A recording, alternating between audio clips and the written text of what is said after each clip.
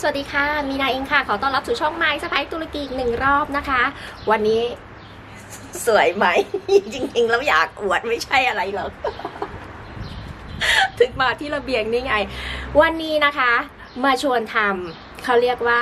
แป้งทอดสไตล์ตุรกีเลยนะหรือไม่ก็เดี๋ยวจะทำเป็นรูปแบบปาต้องโกะยักษ์ก็ได้หรือว่าจะทำเป็นกลมๆเป็นซาลาเปาก็ได้ค่ะสูตรเนี้ยนะคะมีนาได้มาจากสะพ้ายใหญ่สะพ้ายคนโตนั่นแหละคุยกับเขาเมื่อวานเขาบอกมีนาเธอลองสูตรนี้สิมันไม่อมน้ำมันนะแล้วมันก็อร่อยมันฟูมันกรอบนางพูดแบบนี้ข้างในเนื้อมันนุ่มเพราะว่าเขาเนี่ยได้มาจากเพื่อนบ้านชาวตุรกีอีกทีหนึ่งไปกินแล้วชอบถ้าสูตรไหนที่สะพ้ายใหญ่ชอบนะมีนาบอกเลยว่าสูตรนี้การันตีแน่นอนไปเริ่มทำกันเลยไหมคะอย่าลืมฝากกดไลค์กดแชร์แล้วก็ติดตามให้ด้วยนะคะเมนูง่ายๆแบบนี้ทานคู่กับโจ๊กปลาต้องโกหรืออะไรก็ได้ค่ะถ้าเป็นคนตุรกีเขาจะทานคู่กับชีสนะคะแยมแล้วก็เขาก็จะจิ้มคู่กับแกงหรืออะไรอย่างเงี้ยแล้วแต่เลยทานได้หมดถ้าอยากทานไปเริ่มทำกันเลยค่ะไปมีนาล้วงดูมือล้วงเคล็ดลับมาจากสะพ้ายใหญ่เลยนะเนี่ย คุยกันเมื่อวานค่ะเมาส์มอยเรื่องแม่สามีลูกสะพ้ายอะเนาะวันนี้เราก็จะทำสูตรเล็กๆเหมือนเดิมนะคะน้ำค่ะน้ำอุ่นเนี่ยครึ่งถ้วยตวงหรือน้ำอุณหภูมิห้องก็ได้สะพ้ายใหญ่เขาบอกว่านะอย่าใช้นมเพราะใช้นมเนี่ยมันจะทำให้นุ่มตัวเนี้ยเราไม่ต้องการให้นุ่มขนาดนั้นเขาพูดแบบนี้เสร็จแล้วเราจะใส่น้ำตาลทรายลงไปค่ะครึ่งช้อนโต๊ะยีสต์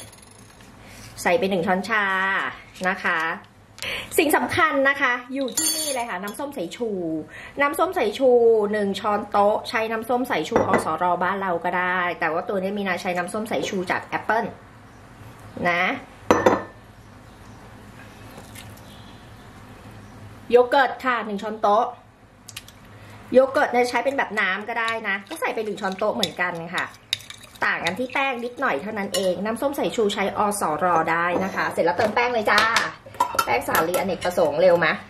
เร็วจะเร็วไปไหนลืมเติมเกลือนิดนึงค่ะเนี่ยประมาณครึ่งช้อนชาใส่ไปเสร็จแล้วคนทุกอย่างเข้ากันสูตรนี้นะคะเขาบอกว่าสามารถนวดแล้วแช่ตู้เย็นได้นะคะคือนวดตอนกลางคืนนี่แหละแช่ตู้เย็นเสร็จแล้ว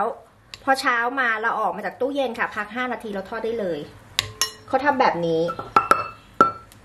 เขาบอกมีนามานะเดี๋ยวสรุปแป้งให้นะได้แล้วสรุปแป้งนะคะใช้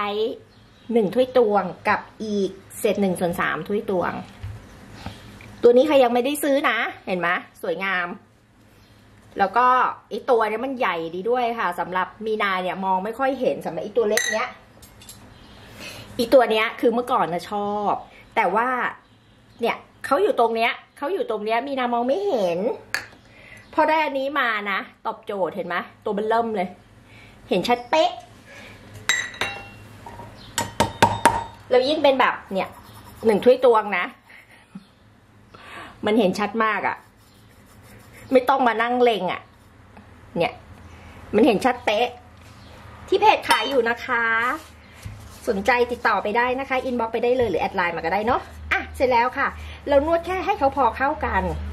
แล้วเราก็พักแป้งวิธีการพักแป้งของมีนาก็คือพักแป้งแม่พักแป้งได้เลิศมากจะบอกเลยอะไรมากมายใครซื้อไอตัวอับที่พักแป้งของมีนาไปก็พักในนั้นนะมีนาไปใส่ผักหมดแล้วตัวอับนั่นอะเอาไปใส่ผักแช่ตู้เย็นหมดแล้วก็เลยไม่ได้เอามาทำให้ดูนะคะวิธีการพัก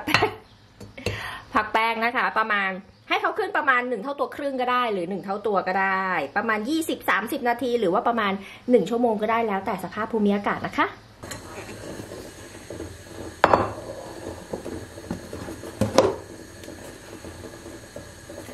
พักแป้งเสร็จแล้วนะคะเราก็จะรีดเลยค่ะไม่ทำอะไรเลยบอกเลยง่ายๆนี่ไง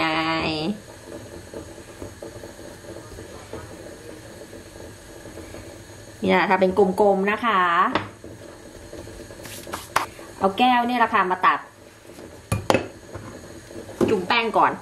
ตัดเลย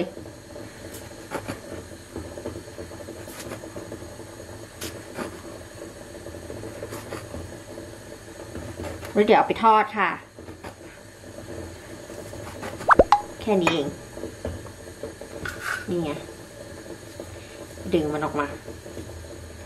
ที่เหลือก็เดี๋ยวเอาไว้ขึ้นรูปอื่นปั้นเป็นก้อนกลมๆไว้ก่อนนะคะที่เหลือแป้งก็จะได้คลายตัวเนี้ยเนี่ยถ้าเราปั้นเป็นก้อนกลมๆแล้วก็พักไว้แป๊บหนึ่งแป้งก็จะคลายตัวค่ะแล้วเราก็จะมาทำได้อีกนี่ตัวนี้เราก็เอาเนี่ยแสะออกมาทอดเลยค่ะเนี่ยได้เนี่ยดึงก็ได้ค่ะดึงให้มันยาวหน่อยแบบนี้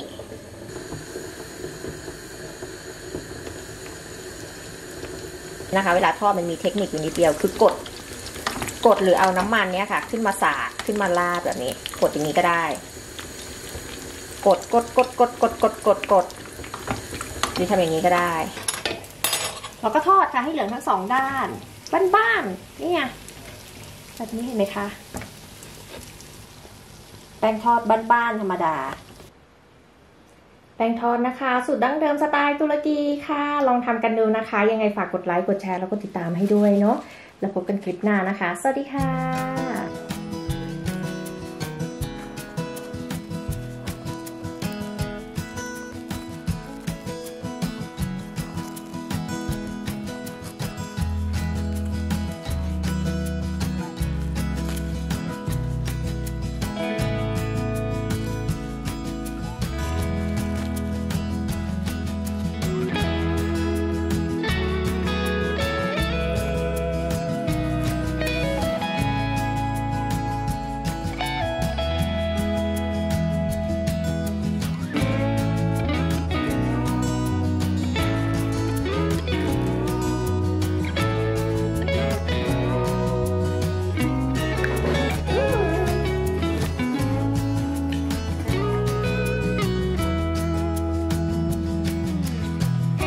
ช็อกโกแลตนะคะอร่อยมาก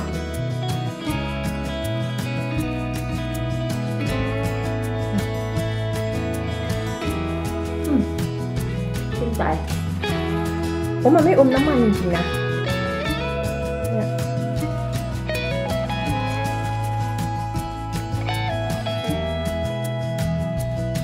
มันไม่อมน้ำมันจริงๆนะ